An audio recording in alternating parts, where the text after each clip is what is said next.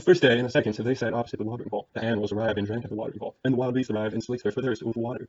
Then he, Enkidu, offspring of the mountains, who eat grasses with gazelles, came to drink at the watering hole with the animals, with the wild beasts. He slaked his thirst with water. Then Shamhat saw him, a primitive, a savage fellow from the depths of the wilderness. That is he, Shamhat. Release your clenched arms, expose your sex, so he can take in your voluptuousness. Do not be restrained. Take his energy. When he sees you, he will draw near to you. Spread out your robe, so he can lie upon you and perform for this primitive the task of womankind. His animals who grew up in his wilderness will become alien to him, and his lust will groan over you. Shamhat unclutched her bosom, exposed her sex, and he took in her voluptuousness. She was not restrained, but took his energy. She spread out her robe and lay upon her.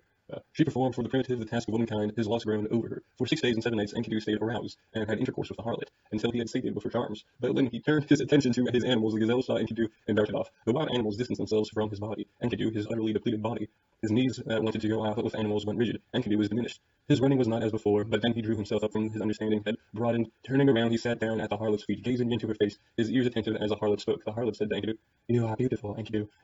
You are beautiful. Enkidu, you become like a god. Why do you gallop around the wilderness with wild beasts? Come, let me bring you into Uruk-haven, to the holy temple, the residence of Anu and Ishtar, the place of Gilgamesh, who is wise to perfection, but who stretches power over the people like a wild bull." What she kept saying found favor with him. Become aware of himself, and he sought a friend. Enkidu spoke to the harlot. "Come, Shamat, take me away with you, to the sacred holy temple, the residence of Anu and Ishtar, the place of Gilgamesh, who is wise to perfection, but who stretches power over the people like a wild bull. I will challenge him. Let me shout out in Uruk, I am the mighty one. Lead me in, and I will change the order of things. He whose strength is mightiest is the one born in the wilderness." Shamhat to Enkidu.